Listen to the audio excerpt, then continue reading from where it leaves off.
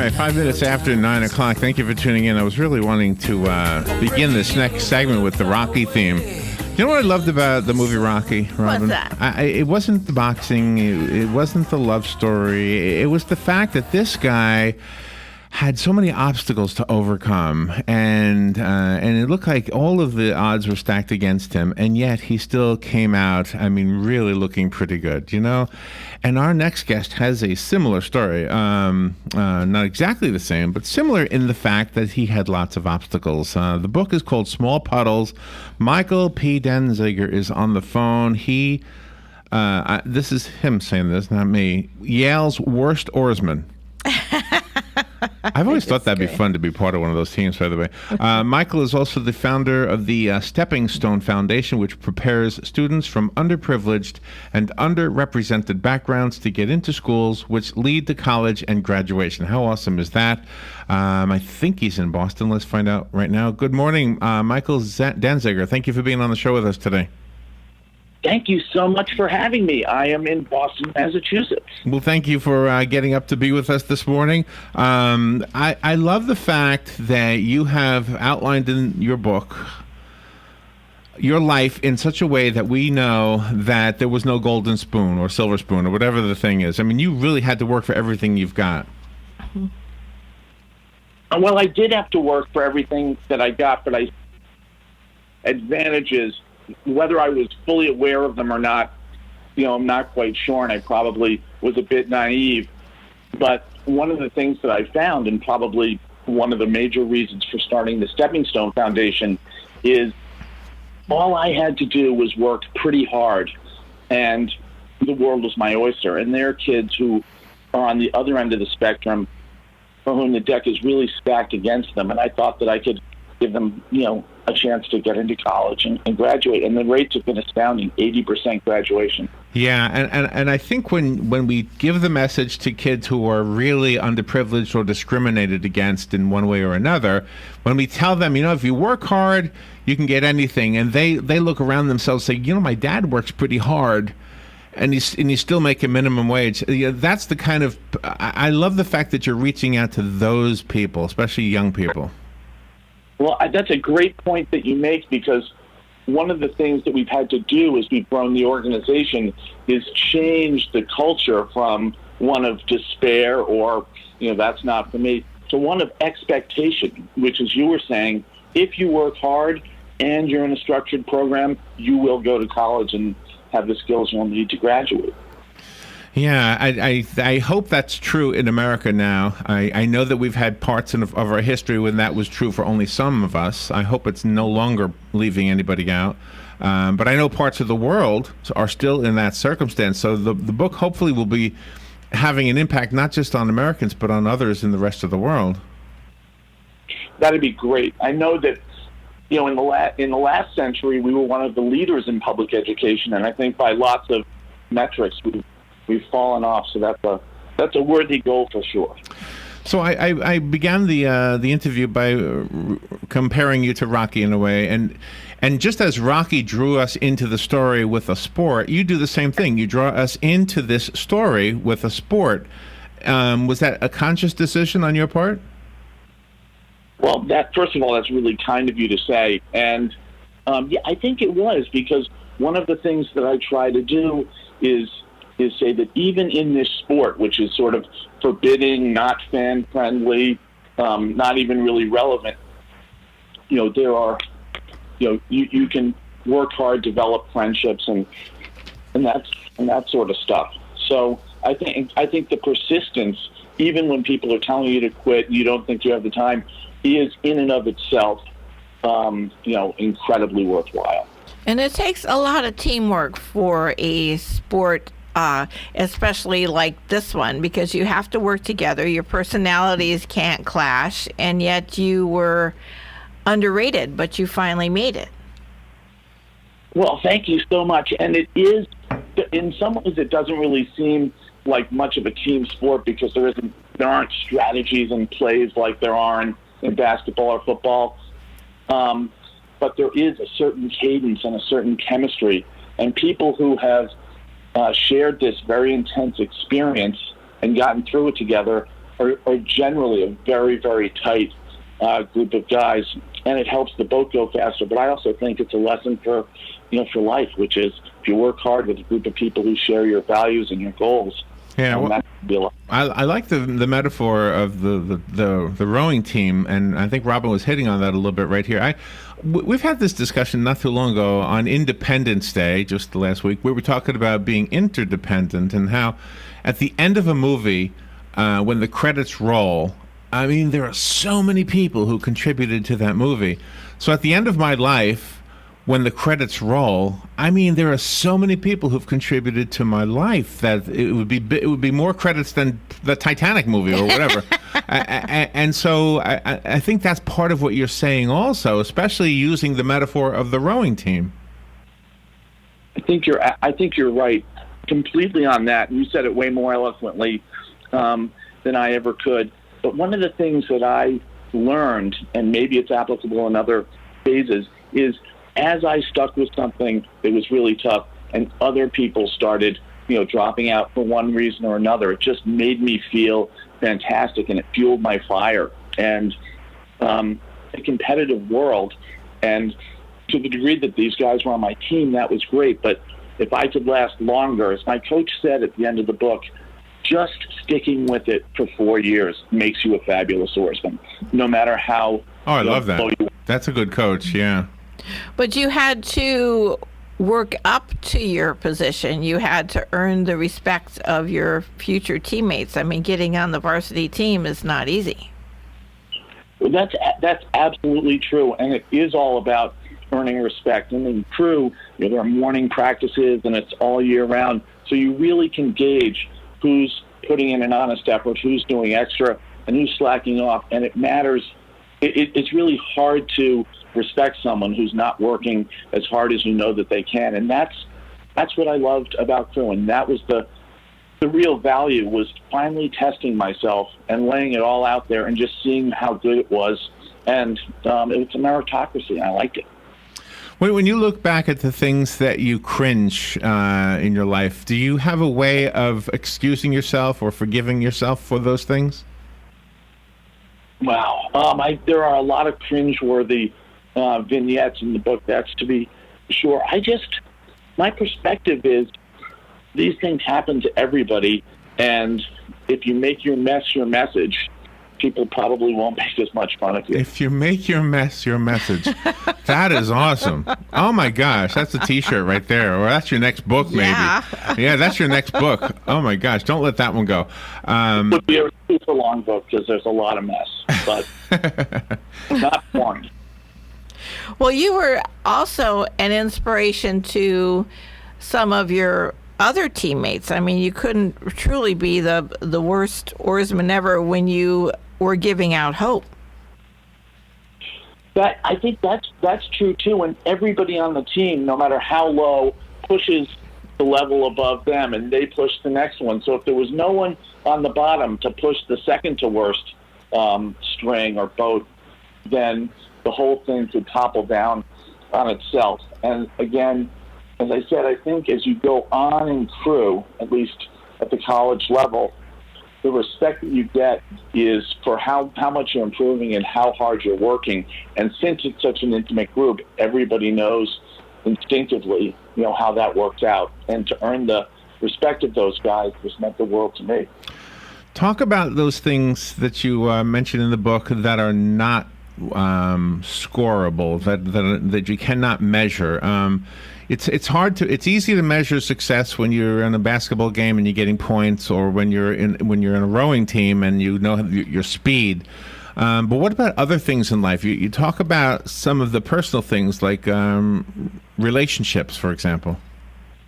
That was what I think I worked hardest at college, was figuring out who I was, and then taking that burgeoning person and meeting lots of other great people. And one of the relationships that meant the most to me wasn't a Yale student. He was actually 5 years old when I was a freshman. I was 18. And I met him almost by accident through the Big Brother's Little Brother program.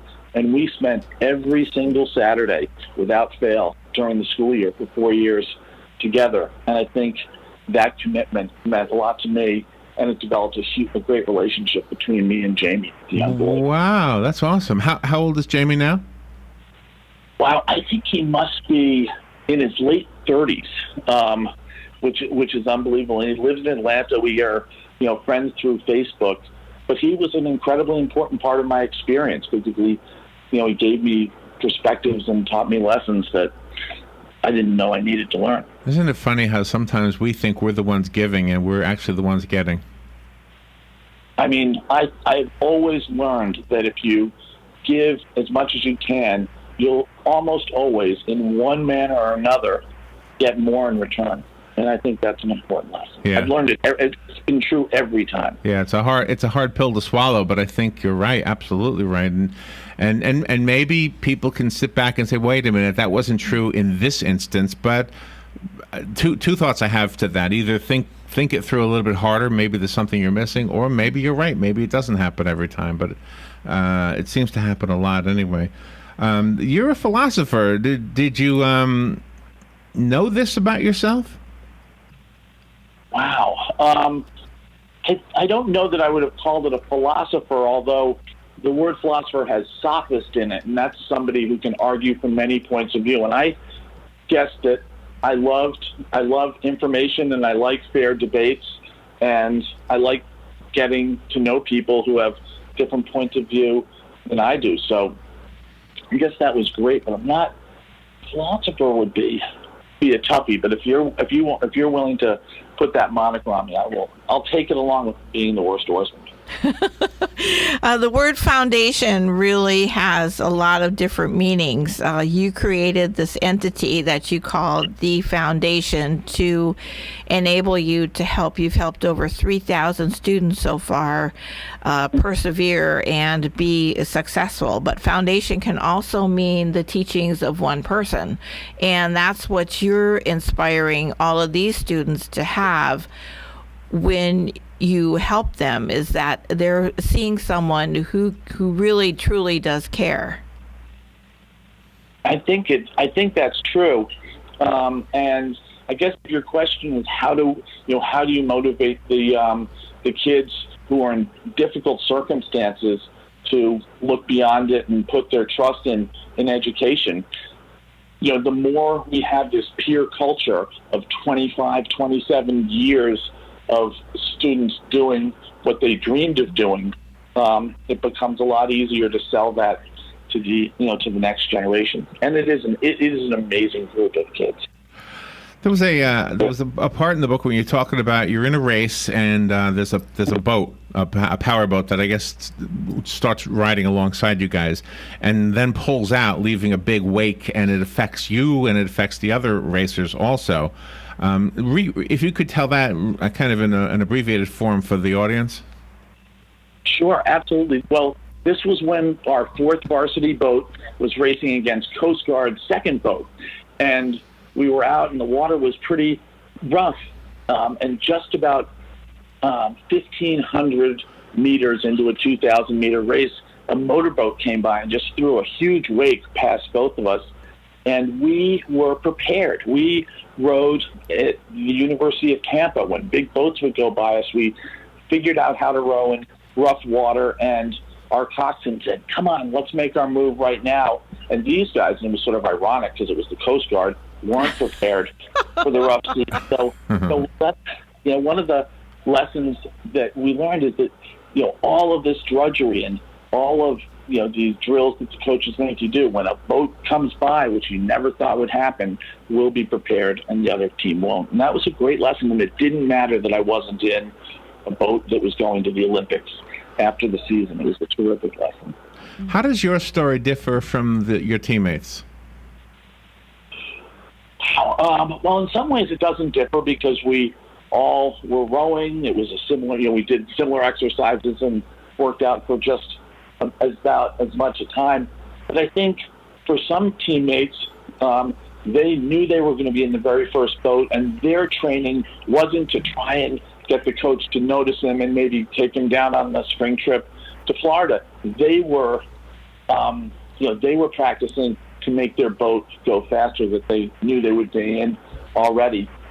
I think that every person's experience with crew is a little bit different, because at the moment when you don't think you can give any more, that's sort of that's a crucible, and how people react to that is quite different and is revealing. And I think that was interesting for me as well, because there was a huge range of reactions to fatigue.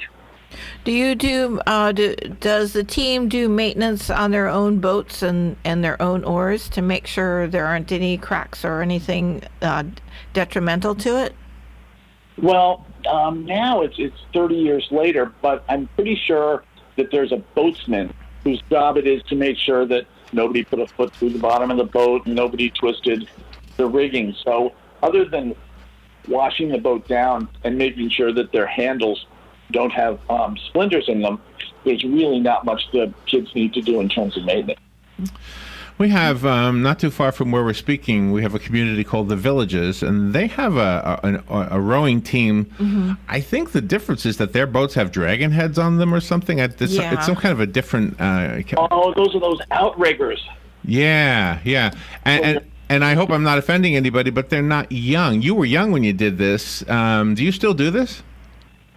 I don't do it right now, and sadly I was diagnosed with what doctors non-euphemistically call end-stage kidney failure 2 years ago, which is, but it's been a struggle, and it can be unsettling. However, it's given me time to finally finish working on Small Puddles and talk to folks like you, and that's been a whole nother story about persistence and and trusting in others. Yeah, I would imagine. Yeah, the commitment necessary just to put a book out is unbelievable. So I know for our listeners that they know how much we appreciate the work that goes into a book, especially when it's a well done book and tells a compelling. Thank you so much. If it tells a compelling story, there's just so much into it, and I'm guessing that this has been.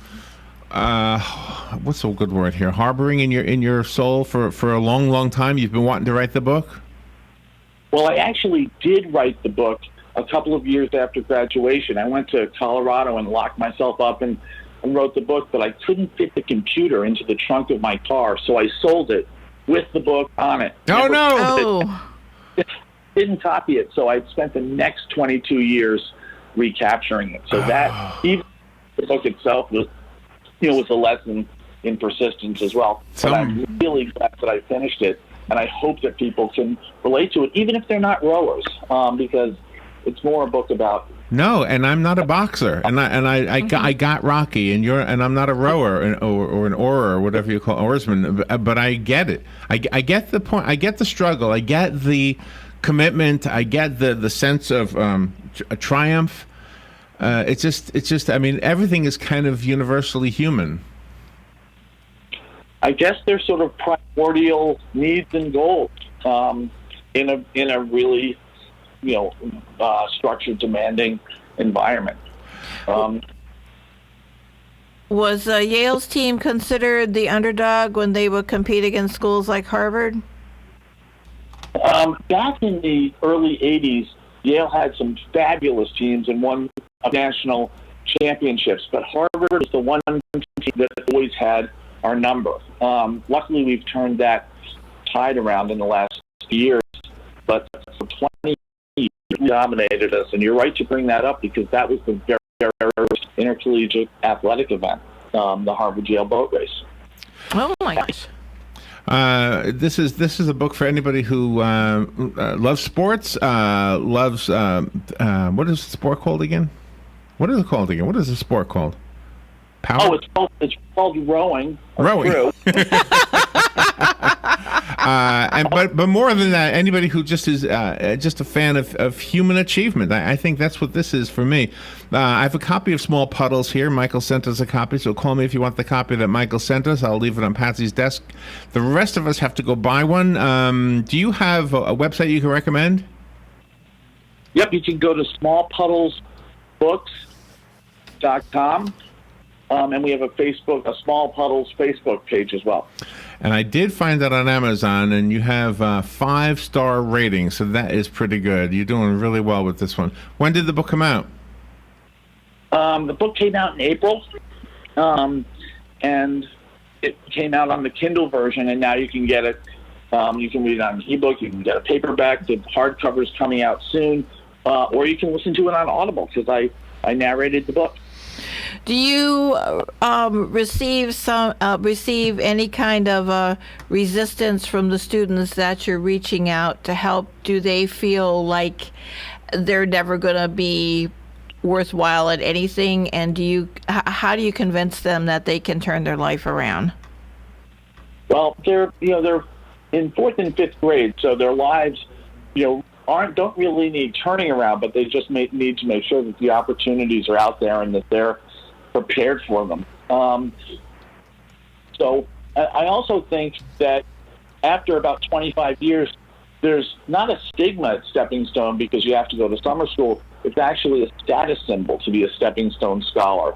So the kids absolutely love the camaraderie, love the hard work. It's a lot like crew in some ways, and they're working towards a common goal. So I think they find out very quickly how much they have in common. And do you encourage events like this for the students as 4th and 5th graders? Oh, we have lots of events. We have events that give the families information about the program. Then we have welcoming events. Even tomorrow, I'm going to an alumni event for the Stepping Stone scholars who graduated from college and are off, on their own with their great careers. So that's going to be one of my favorite nights of the year. Thank you. I would like to actually spend a bunch of time on Stepping Stone and Small Puddles because they're, in many ways, it's a tale of persistence. Thank you for being on the air with us today, Michael, and thank you for what you're doing and sharing what you've done through the book. It's wonderfully written. It's a poem in prose form. It's a lesson for all of us. It's ourselves, but in a different body. And good luck with everything you're doing, and conquer that kidney failure. That I think you're doing pretty good. You hopefully. I'm on it. It was a pleasure to talk to you, and I loved your perspective on the book. Thank you so much. We will take a little break. We'll be right back. The weather is brought to you by myfwc.com. Safe boating is no accidents. On this Monday, partly sunny with a thunderstorm or two in the area, mainly during the afternoon hours, high 89 to 93. Clear to partly cloudy Monday night. There may be a late night shower along the coast, low 73, inland 79 on the coast. Tuesday, partly sunny with a thunderstorm around from late morning on, the high 89 to 93. On Wednesday, partly sunny with an afternoon thunderstorm, high 89 to 93. From the Florida Weather Center, I'm Joe Lundberg. Are you wasting hundreds or thousands of dollars on termite retreat fees? If you're not with Turner Pest Control, you probably are. Turner Pest Control offers the industry's only termite and pest control package that never charges retreat fees, ever. You can get started today for only $99. This is a value of $500 or more. This includes treatments, installation of monitoring stations, quarterly pest control, and a lifetime guarantee, all for an unbelievable low $99. Even if you have another pest control provider, visit turnerpest.com to find out how you can avoid paying those high termite retreat fees. Hi, my name is Erica Olstein. I'm a doctor of acupuncture and oriental medicine. Do you have a gout-ridden toe or bowels that move too slow, creaky knees, or how about an asthmatic wheeze? Then acupuncture is sure to please. Come visit me, your primary care physician, Erica Olstein at A Better You Healthcare. Call me at 352-615-5566. That's 352-615-5566. Here's what you may have missed on the John Tesh Radio Show. Although relationships do take work, it should not be the job of just one person to keep it afloat. Kickboxing provides a cardio workout that engages every muscle group in the body. It regulates our blood pressure, reducing feelings of anger. Most of us skip taking naps because we think they're a sign of laziness, but many studies have found that napping for as little as 10 minutes a day is proven to boost memory, creativity, and learning. Intelligence for your life on the John Tesh Radio Show. Don't miss this stuff. What do I do now? After 911, don't worry, call Fakuri. Fakuri Medical and Chiropractic, treating auto injuries for over 32 years. Same-day appointments, immediate medical attention, all under one roof. Don't worry, call Fakuri. Go to bestinjurycare.com. All auto insurances are accepted. Available 24 hours a day, 7 days a week to take your call. Car accident? Don't worry, call Fakuri. bestinjurycare.com. Tired of looking at stained carpets, dirty tile, or grout? Call Silverback Restoration, 414-5312. Make your flooring look great again. Stains, pet odors, allergies. Call Silverback Restoration, 414-5312. Country to serve in our community. Silverback Restoration, 414-5312. Residential and commercial. And now, 3 rooms for just $99. Check their website, silverbackrestoration.com.